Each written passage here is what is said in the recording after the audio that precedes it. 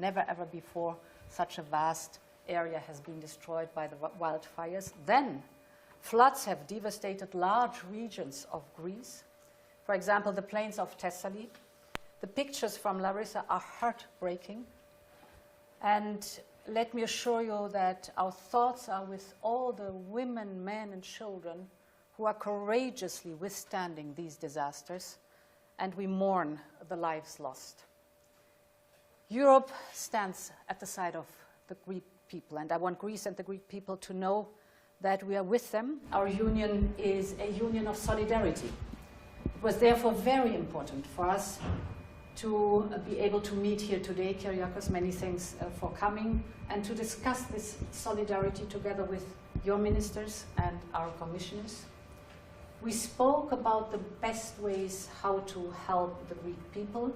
A lot of investment will be necessary to rebuild, but right now also a lot of immediate support and help is necessary to restore the livelihoods.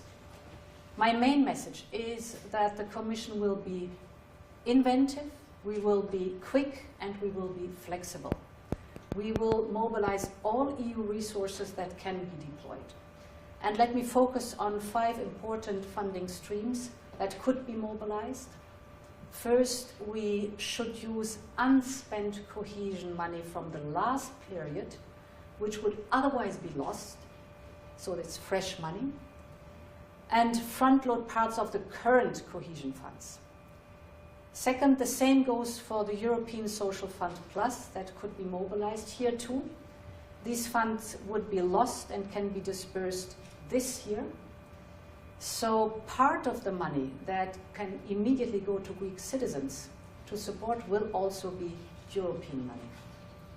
The third element is the common agricultural policy that can play an important role.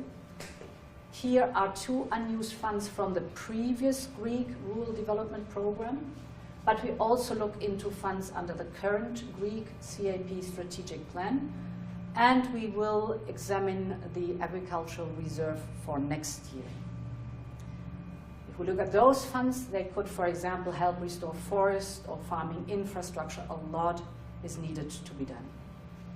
Altogether, this could allow Greece to mobilize up to 2.25 billion euros. And then in addition, the Commission stands ready to assess a Greek request for support under the Solidarity Fund. Here, it is important that the Member States agree on our proposal to top up the Solidarity Fund. And if this happens next year, we could make available up to 400 million euros. And finally, Greece could consider to use some of the resources of Next Generation EU. Of course, in Next Generation EU, we have all to show utmost flexibility because the revision was just submitted, so we will work with it.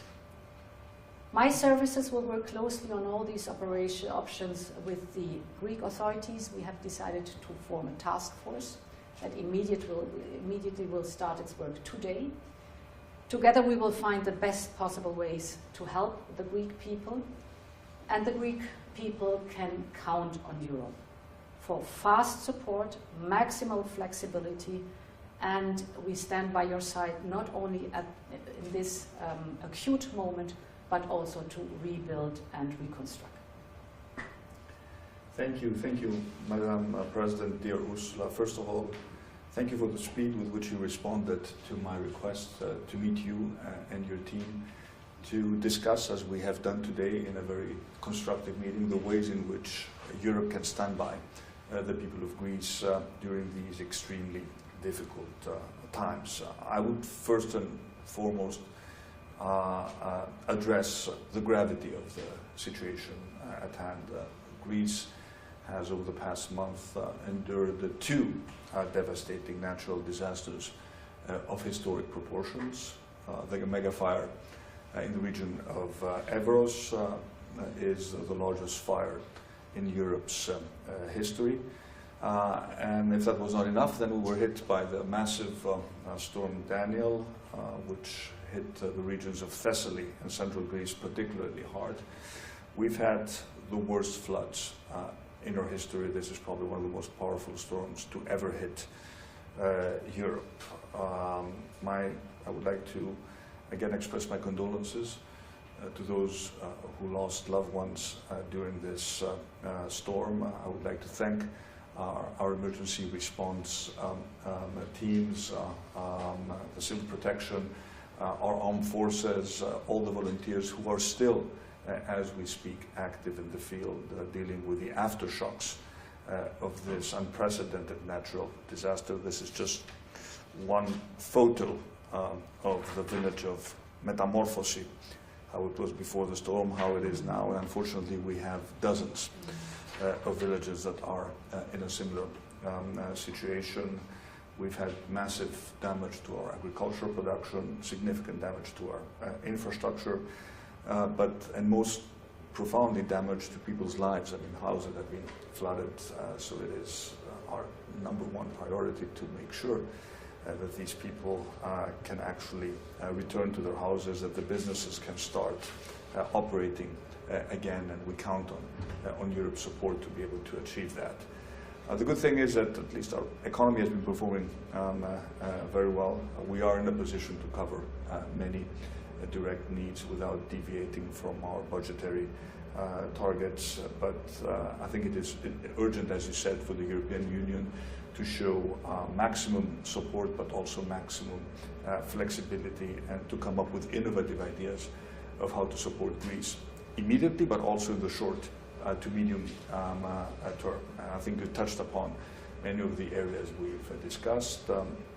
We still have additional unused funds which would have been lost, as is always the case in these programs, that can be, I think, reappropriated to immediately support people and businesses. I think it is important for people to know that part of the support that they will be receiving over the next weeks will eventually also include European money. And of course, reprogramming of the financial instruments that we have for the next programming period would allow us to direct more than 2 billion euros towards reconstruction, but also building back better what has been destroyed. And I do want to stress that, because it is very clear that the current rules of the game no longer, the old rules of the game no longer apply to what it is we are experiencing. And of course, this is also true for the instruments that Europe needs to mobilize to support countries that suffer the consequences of climate change now. We've discussed numerous times, and the Commission is very supportive towards the idea of committing significantly more funds to the Solidarity Fund. The Solidarity Fund was conceived 20 years ago.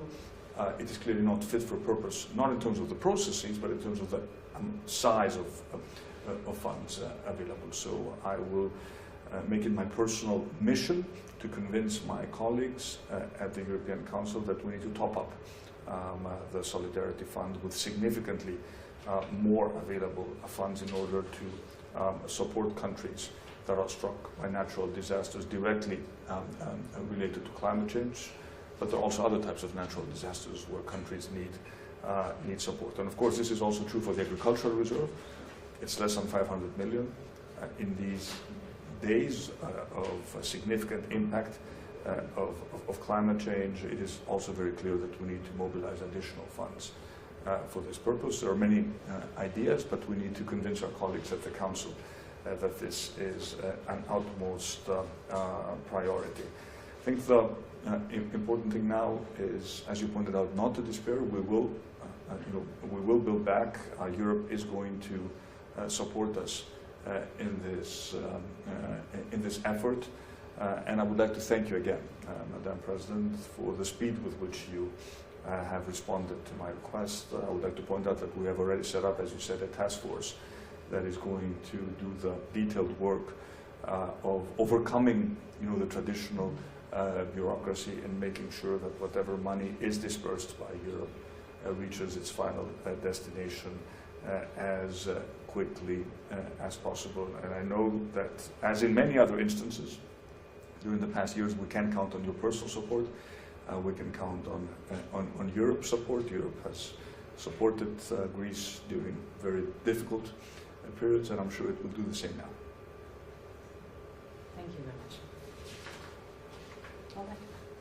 Very good.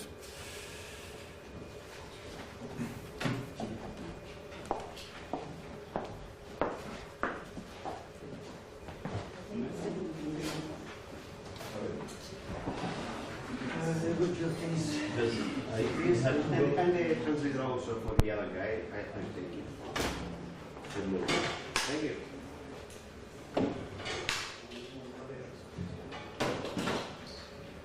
Todos.